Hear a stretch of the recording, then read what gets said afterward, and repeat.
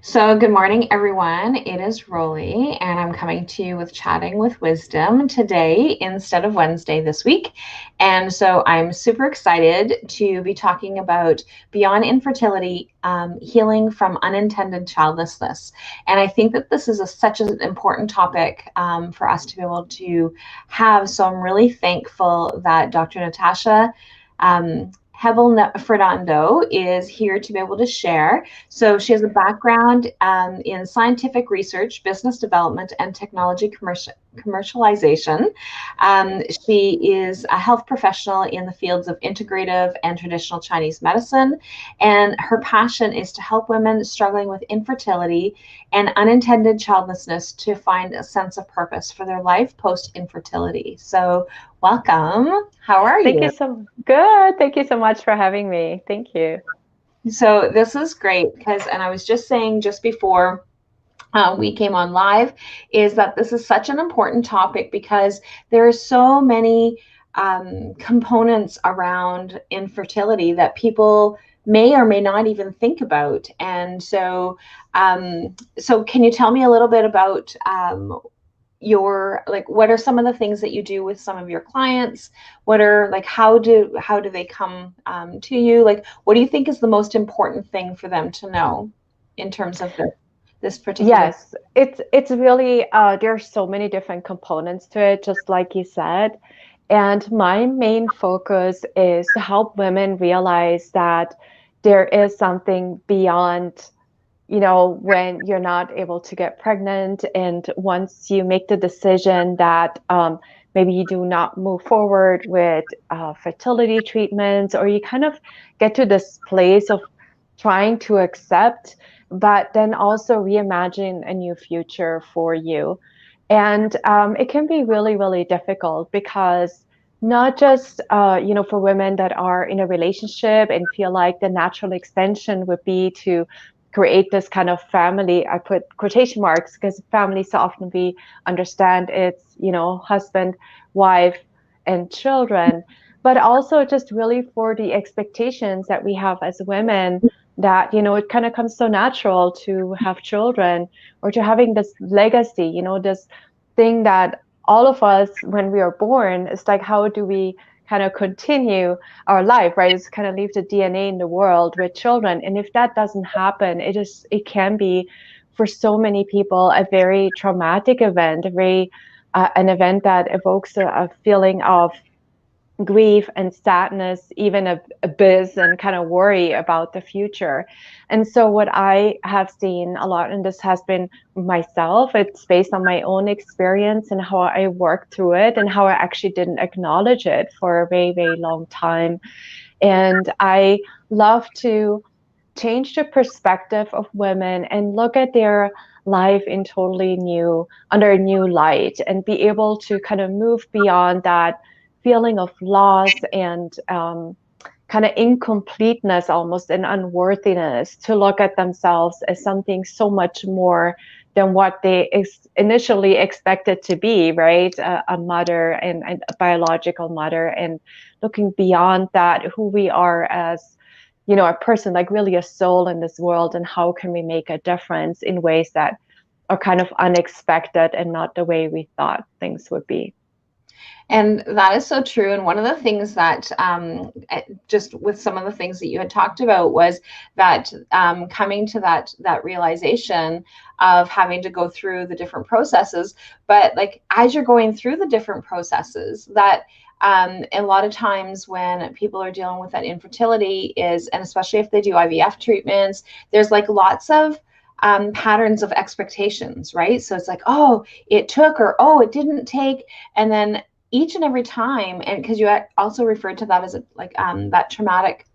those traumatic experiences, and so it's and so I added plural to that, right? Because it's those traumatic experiences. So yes, the infertility is one particular part of it, but then with all the different steps and all the different stages of the processes of being tested, and then, like, what are you doing from there, and then the next steps, and if you're doing IVF treatments, then all the expectations around those different things, and so, like, there's that constant let down of the different phases and the different stages. And so then you're constantly going through periods of grief. And so then that makes it so that it becomes complex grief as opposed to just one loss or one, right? So did you want to talk about that a little bit? Yes, I am so glad you caught on to that because a lot of people really miss that. And I'll break it down into, with assisted reproductive technology, when you go to the treatments, but even if you don't do that. So, let me start with that because that has been my personal experience. So, in fact, the reason why I wasn't able to do the broadcast on Wednesday, it's actually our 25th wedding anniversary. And so we have something planned. And so I wasn't able to work that out. But so this is what happened for me, being healthy, both of us, we expected to, have children. And that was like the expectation. That's what we wanted from the beginning. And then, you try, right? So it can be fun for a while. And, everybody around you, your friends and, be it siblings or cousins, kind of get pregnant and you're like, yeah, it's coming. And then you get to this point where like, wow, this is kind of strange. How come it's not happening, right? So then you kind of start going to seek professional help. And so once you start that journey, all of a sudden, something that should be so sacred and natural and wonderful becomes this kind of clinical thing that's just being broken down in certain pieces. And do you meet the check mark or not, right? So then you start this process. And what happened for me personally was that when we found out there were just some minor, possible issues with us, that was a really traumatic event. And I didn't realize that until about like 20 years later. Because looking back, what I realized is there was like the Natascha before, kind of like more, trusting the process, trusting my body, trusting the world kind of thing. And then there was this event where all of a sudden everything just looked different. I'm like, wait a minute, how can this be? So then you continue the process and you go through the steps, whatever those steps are. And then but then there is this monthly disappointment. It's like the build up every month. You hope, oh my gosh, maybe this is the time you do everything right. You think, and because you think, right, it's like I do everything right. And then you get a period and it gets to a point where, it can be just a micro trauma every single month, because this is what happens. You have your high hopes and then all of a sudden you feel the cramps and, your whole being just kind of goes in a downward spiral. I remember moments when, I had to do presentations at work and I got my periods like half an hour before. All I wanted to do is go home and cry. Well, I can't do it. I have to put on a happy face. Or there's another baby shower to go to. Well, I don't want to wallow in my own misery. And I have to put up a mask and be happy for me because I am, but I'm not at the same time. And so this goes on and on and on. And so for me personally, what happened is something I just really focused on work. I focused on, exercising. I ran a lot. And you kind of find these escapes from it because you try to put this grief, because it's an invisible grief. I mean, nobody really understands what you're going through. You kind of put it in a box, you put it away somewhere in the body, but it will come up. So that's like one scenario, right, where you can't really work through it, or you really have to almost like seek professional mental therapists, to kind of go through this. And even if you do that, you really have to be able to get to that beyond step. And it's not easy because most people you talk to have no idea what you're talking about. They're like, well, look at me, I don't have children, I'm doing okay. But you don't understand the pain I've been going through. So that was my personal struggle. Yeah. But then when it comes to, IVF and all the other treatments, it is really a marathon for women, and also for, the partner that's involved in it. And what I have seen, because I didn't go that route, I did not continue for a long time at all. We decided that was it. And in hindsight, you always ask yourself, well, what if I would have tried one more time, and what if, something else would have happened or not happened. But then what happens is that I see with couples that go to this for more of an extended period of time is they're completely exhausted, spiritually, physically, emotionally, and financially. It's really a nightmare what people have to go through, and are left with a lot of grief and sadness, and it sounds horrible, but nothing to show for it. Whereas so many other people, yes, they were able to have their miracle child, right?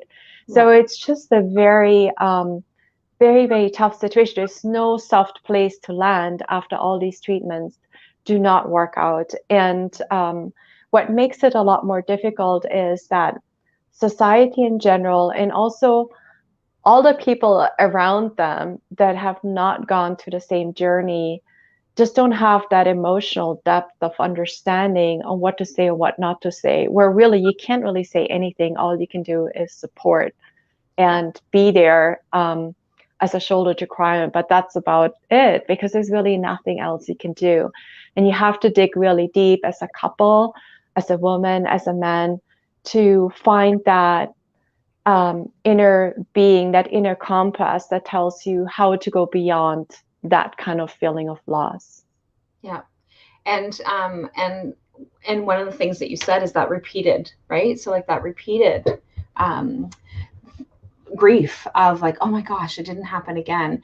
And then one of the things that, and I know that the men may or may not have those same kind of experiences, but I know that for women, it's that we're supposed to be able to have babies, right? Like that is what we're supposed to be able to do. We have a womb, we have all these different things that we're supposed to happen. So then every time that it happens, then that self-worth gets depleted, right? So like it's that yes, I can just tell what happened to me, which is I really I think it really eroded my self-confidence and my self-worth over all these decades of just having one disappointment after disappointment, and not really having that trust in, whatever my body and things, how things work out. And I discovered, looking back really of the last few years, some, beliefs that formed, some kind of almost like self-sabotaging patterns, I think that stemmed from that. And I had to work through the grief, which I had never really done before. I just had kind of tucked it away, but I had to process it from, my point of view and in my way. And that's what prompted me to focus more in my work on women that have that same experience, younger women, because it's actually becoming a lot more common. And just offer my perspective. I'm not saying that I dealt with it, perfectly, or I recommend how to do it, how I did it. But what I can offer is, a deep understanding where somebody is, and just really reinforce the message that we are just souls having a human experience, to quote, I think they shut down who said that, but it's really like we're so much more than what from society, and how in certain cultures where it's just such a focus on women, to be a real woman, you have to be a mother. And it's really perpetuated in the news, in the media, it's so often it's said, oh, if you're not, if you don't have never experienced the love of a child, you don't know what happiness is, or whatever, stuff like that. And it's very, very hurtful, because it's not true, right? yeah. And it's and it just makes that and that just perpetuates the feelings of all the different things, or even people saying, well, you can just keep trying, or you can try again, or like or have faith, right? So like if you have Yes. faith, everything is possible, right? And Yes. like Yeah, I know. And you know what? These are called in the, it's called the CNBC community, childless not by choice community. And these are like real triggers. The triggers really is, well, just try harder, or take a vacation, just relax. Have you tried everything? All these, or, oh, I know a friend of mine, they, purchased, used XYZ and they got pregnant. It's just the worst thing in the world because you would just really like to bite their head off, but you can't because it's really, and I try to one of my purposes when I have a client is that when these things happen, they can answer from a place of kind of soul alignment and confidence. I mean, not get mad and upset, but really understand the other person really has no idea what they're talking about. And it's a well-meaning comment, and it's also kind of a little bit awkward. They don't know what to say with that because it's something that's so natural and so easy. So why should that be a problem?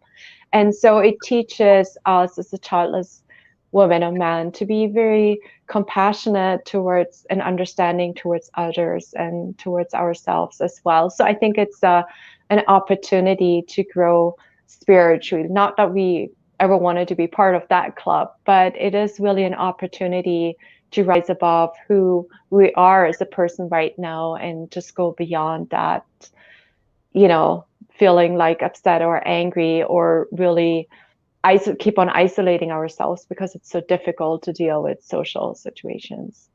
And it is. And like you said, like the wanting to be happy for your friend or wanting to be happy for your your your sister, or right. So like, Yes. like you get to because they're going through that, but at the same time it's like, oh my God, I can't believe that this is not Yes. happening to me, and that it's unfair, and going through all of those processes.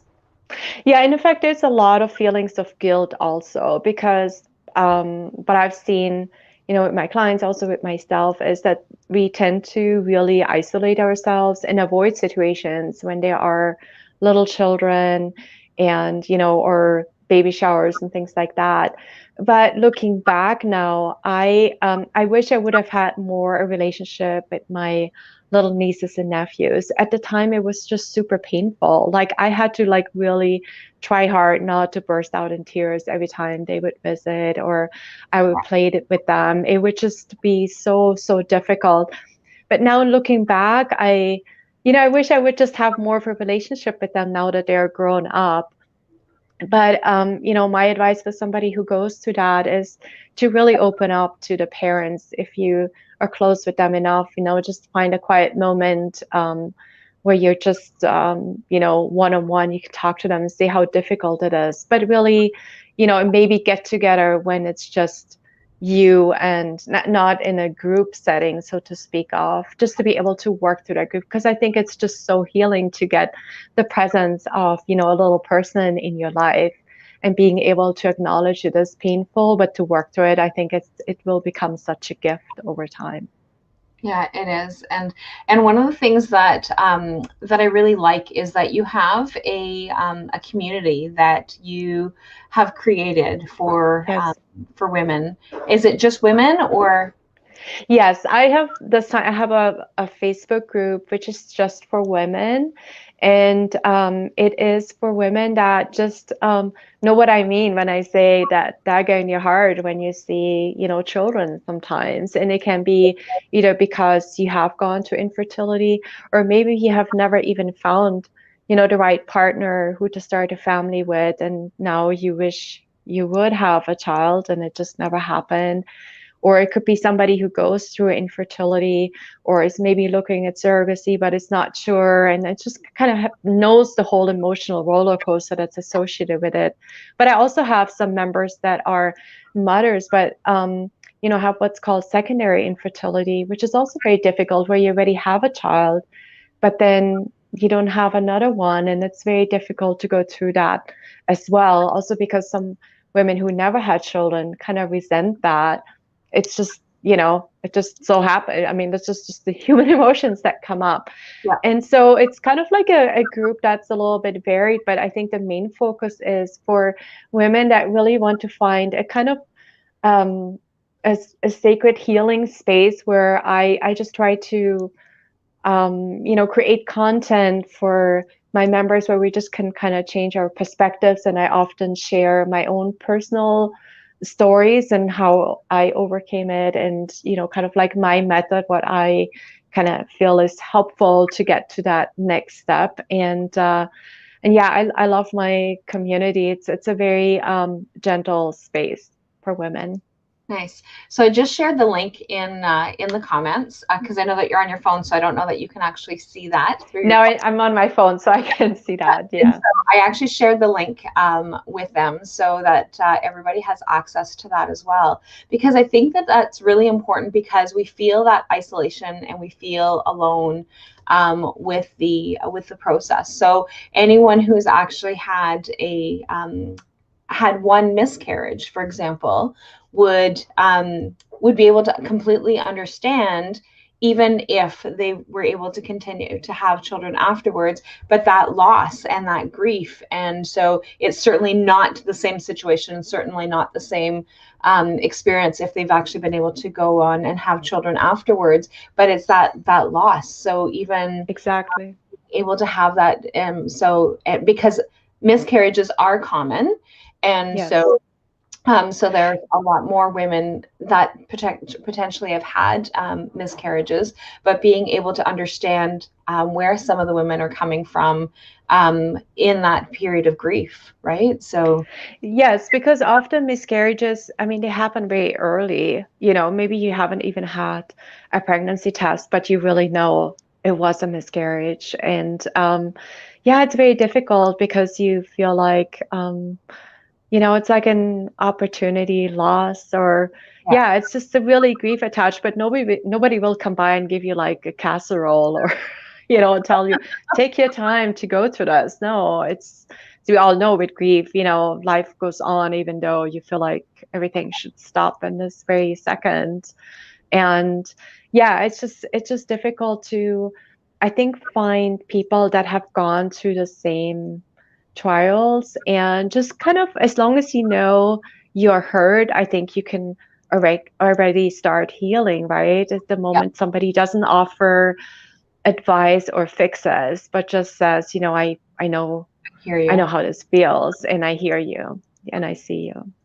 And because that is so important, is that we feel isolated, right? When we have those, so when we feel grief, like you said, people will actually give us, so like if we've lost a loved one, or if we've lost um, a pet or things like that, people are like, oh, okay, well, like these are the different things. But because it's that invisible grief where people do not see the process, they do not see that it's happening. And so and then when you go through all the emotional states, because like you said, it's that let up and let down each and every time, right? So and it's a 28-day cycle, so like every Yes. 28 days, right? So It the most, happens a lot of times during the year, yes. And right, it's really, I think, for me, always was difficult the end of the year. Like my wedding anniversary is, around Thanksgiving and then, the holidays and then a new year. And,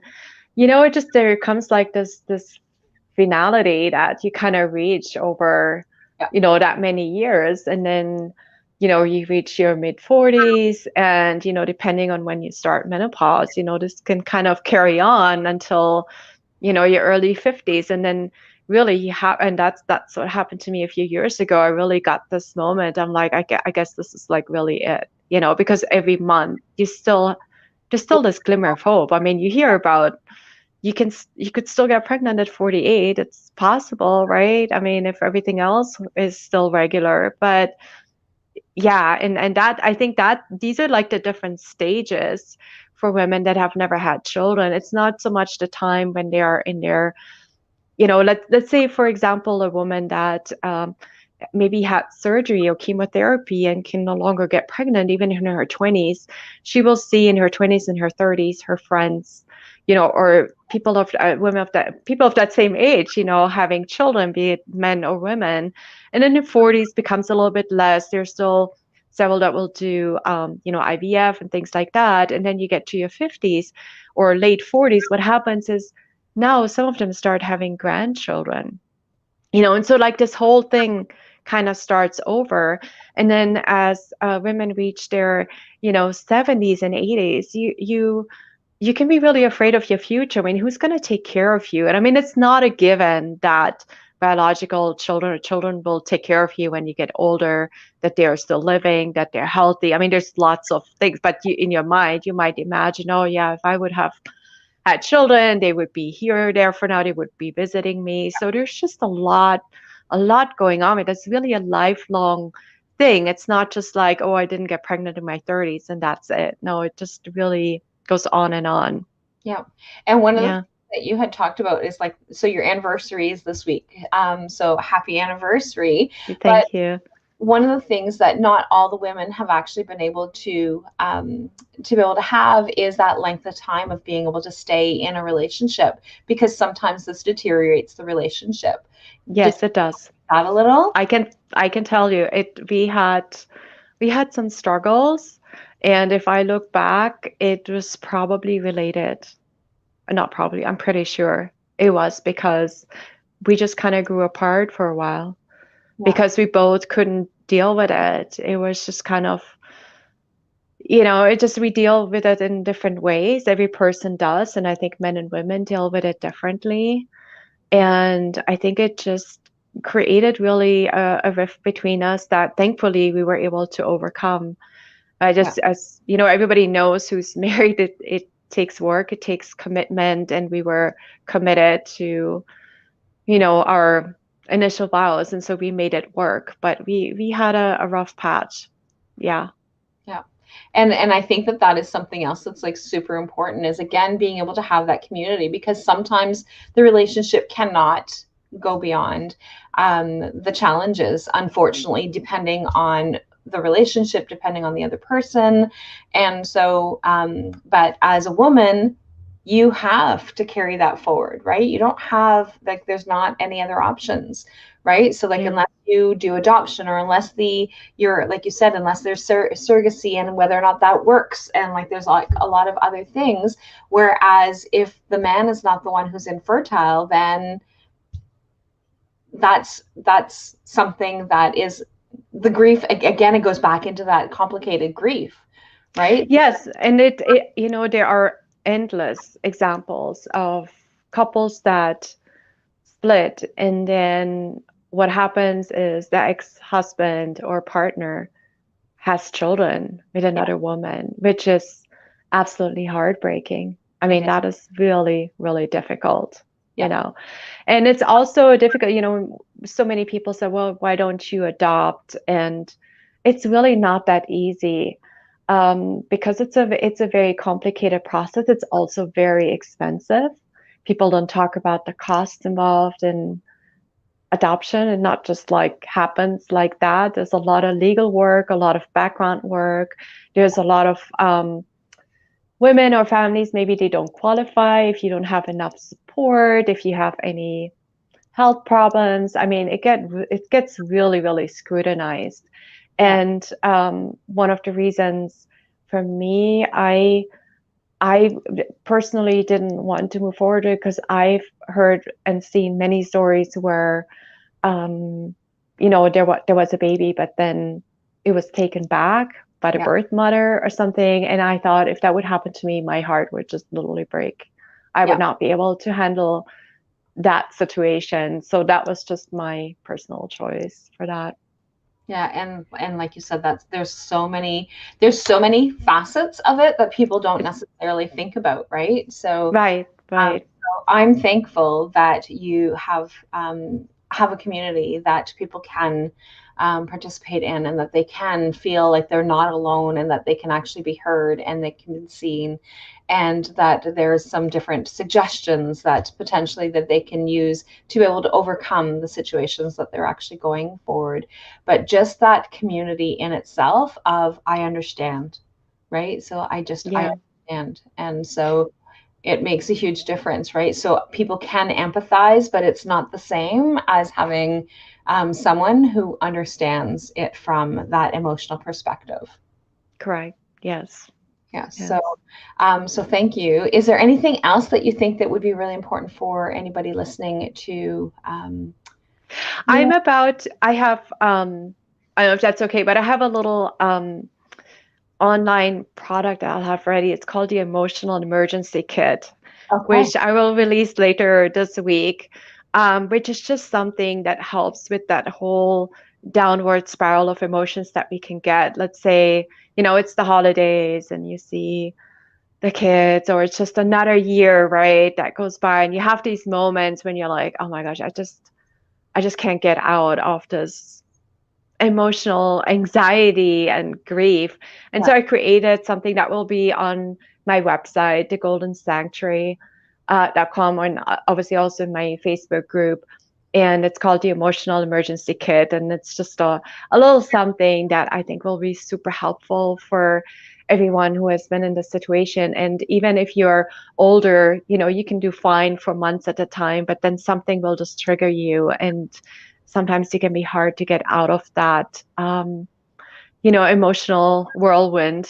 And so it's a little emergency kit you can use. Beautiful. So when you have that ready, definitely put it on the link on both the YouTube page as well as the Facebook link, and because I think that would be really important. So anybody who has been listening or is listening will make a difference. And I know that people weren't necessarily expecting us to be on today. So so anybody that would normally be going on, and I'm going to share the video into the event page as well, just in case, because it's not on Wednesday, that might have thrown people off a little bit as well. So we do have some that has been watching. So so definitely, if you guys have any feedback or any questions, then definitely share with Natascha, and wishing you a very happy anniversary, Thank and you.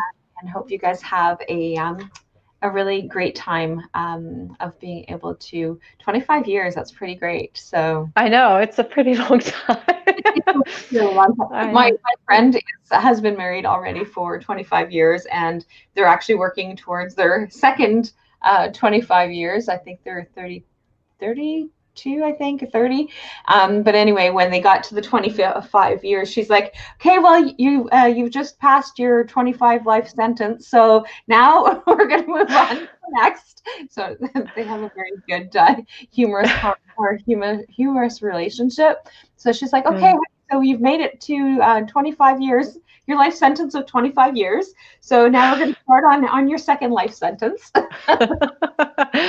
Oh, that's funny. Yeah. But yeah, so so congratulations, because 25 years is definitely a milestone. So It is. Yeah, thank you. thanks again for doing this today, so that we're still be able to offer chatting with wisdom, because we do change the times periodically to be able to accommodate time zones or different situations like this one. So Yeah, thank you. so thanks everyone, and I will see you guys next week on Wednesday for chatting with wisdom. And thanks again, Natascha.